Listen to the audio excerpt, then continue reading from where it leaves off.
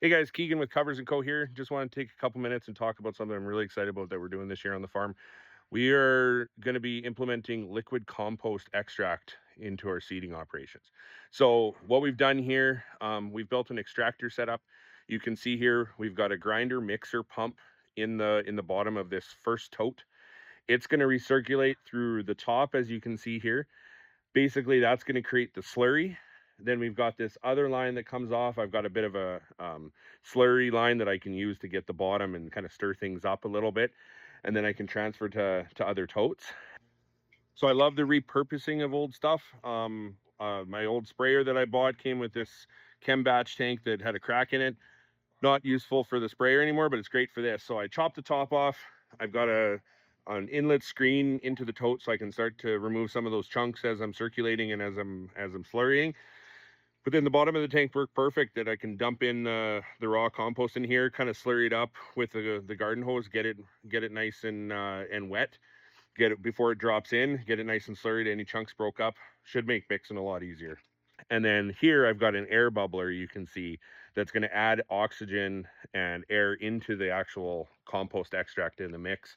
And then what we're going to be able to do there is mix this all up, add in some nutrients, add in some fish hydrolysate, some molasses, a little bit of humic, really make this a potent mixture, get this all nice and slurried up. It's then going to go kind of down the line of these 4 totes. We're going to mix it up with water, make sure it's all at the right concentration that we need, as you can see. And then it's going to go out a filter pot, which we don't quite have yet. That filter pot is going to go into another tank and then ultimately go to the drill. And so on the drill, you can see we've got an old sprayer tank that we've cleaned out. It's now rigged up to a 12-volt pump. That 12-volt pump is going to feed through a custom built rate controller. It could be on just a 12-volt switch. That's how these systems are actually designed. I kind of went a little further and I built a bit of a rate controller with a speed modification. So as I slow down, the pump's going to slow down, that kind of thing. Give me the right amount of pressure and application. And then honestly, on each one, we kind of were couldn't quite figure out exactly how we wanted to do it, but we ended up just kind of drilling out our seed tubes, putting a line into each one. It goes through the manifold. As you can see, I also added a scale to the drill this year, so we can have a little bit more clarity on our seed and how much we're seeding and the rate that we're going out at.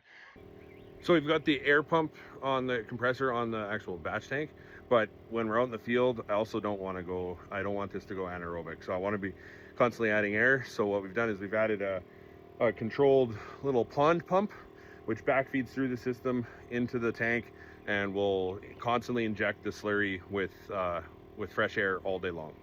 But all told, we're about 20 bucks an acre, which isn't too bad. And on just the straight extract, it's like $2.50 to $3 an acre with labor. So it's pretty effective, pretty cheap. 10 gallons an acre is what it's going to go down at. We're really excited to see. We're going to do some strip trials that I'll talk about a little bit later on in the season.